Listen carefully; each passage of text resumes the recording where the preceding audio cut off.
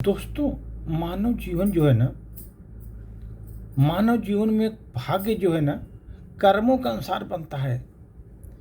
कर्म जो होते हैं हमारे विचार, शब्दों, कार्य करने की जो परिणाम है ना, वो हमारे कर्म हैं। और भाग्य जो है हमारे पूर्व जन्मों का कर्मों का परिणाम होता है भाग्य। अगर हमको मनुष्य में अपने भाग्य बदलने की शक्ति है, क्योंकि वो कर्म उसी प्रकार करता है दोस्त। जब आप कर्म करोगे उसी प्रकार आपका भाग्य भी बदलता है। जब तक आप अच्छे कर्म का अच्छा फल, बुरे कर्म का बुरा फल दोस्तों होता है। इसीलिए कर्म भूमि है ये संसार कर्म भूमि है। और कर्म जो अच्छा करता है उसका परिणाम उसको अच्छा होता है दोस्त। इस संसार के कर्म भूमि में जो कुछ हमारे भाग्य में है, होना लिखा है होकर ही रहता है। हमारे भाग्य में जो लिखा है होकर रहता है। परंतु इस संसार का व्यवहार विचित्र है। कर्म करते समय कोई नहीं सोचता, उसका फल भोगते समय हर कोई शिकवा शिकायत करता है। अच्छे कर्म नहीं किए तो अच्छे भाग्य कैसे बनेंगे? अच्छे कर्म करना पड़ेगा, लेकिन जब कर्म करते उस समय नहीं सोचते। जब फल भोगने का समय आता है तो शिकवा शिकायत करते हैं, पता नहीं परमात्मा मेरा दुश्मन क्यों बन गया। संसार में न कोई किसी का मित्र है, न किसी का शत्रु है।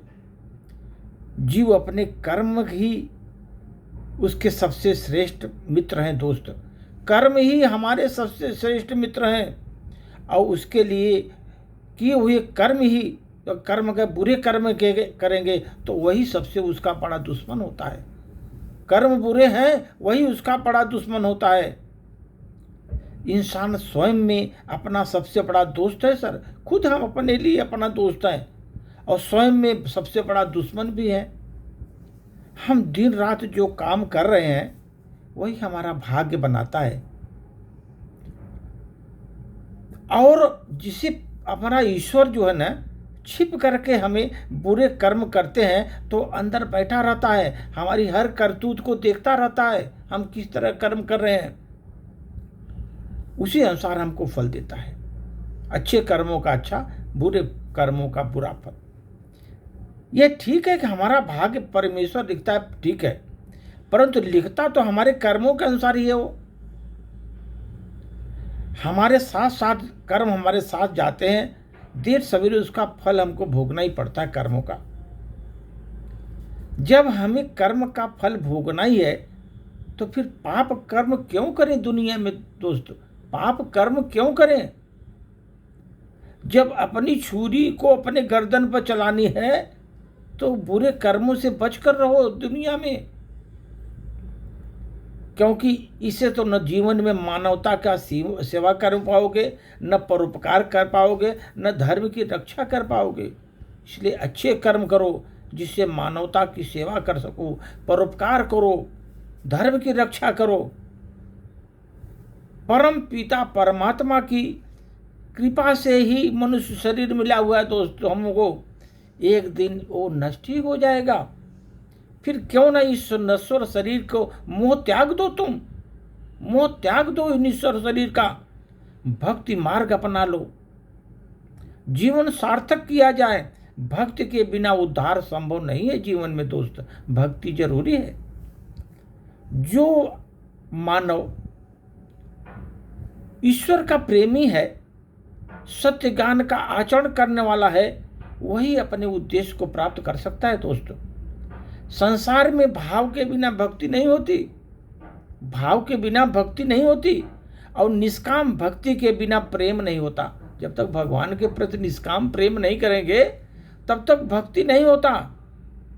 यही हमारे जीवन में मुक्ति का मूल साधन है, हमारी भक्ति। दोस्तों, ये समझो, प्रभु के तरफ जाने के लिए जो रास्ता है बड़ा सीधा है और बहुत उलझा हुआ भी है। अगर प्रभु के रास्ते पर आप जा रहे हो, बहुत सीधा है, लेकिन बहुत उलझा हुआ रास्ता भी है। अगर तुम अपने बुद्धि से चलोगे तो बहुत उलझा है। प्रभु के रास्ते पर जाने के लिए बहुत ही उलझा है अगर बुद्धि से चलोगे अपने। अगर दोस्त आप वही भक्ति से चलोगे, बहुत सीधा रास्ता है। भक्ति से चलो, परमेश्वर के रास्ते पर बहुत सीधा रास्ता है। अगर अपने विचार से चलोगे तो बहुत दूर है। प्रभु का रास्ता बहुत दूर है अपने विचार से चलोगे। अगर अपने भगवान के भाव से चलोगे, अगर भाव से चलोगे तो बहुत पास है। ईश्वर का रास्ता बहुत नजदीक है। अगर भाव है आप में भगवान के प्रति तो बहुत पास है वो रास्ता। अगर आप नजरों से देखोगे दोस्त तो कण कण में भगवान दिखाई देगा। कण कण में भगवान दिखाई देगा अगर नजरों से देखोगे तो।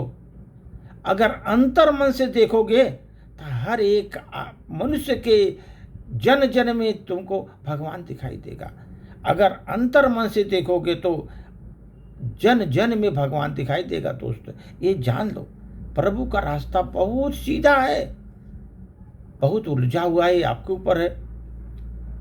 आप भक्ति से चलो, भाव से चलो, अंतर मन से देखो, अपने नजरों से देखो, कण कण में भगवान है।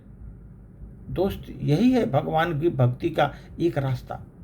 अगर अपने विचार से चलोगे तो बहुत दूर है, भगवान बहुत दूर में है, उनका रास्ता मिलेगा नहीं। धन्यवाद।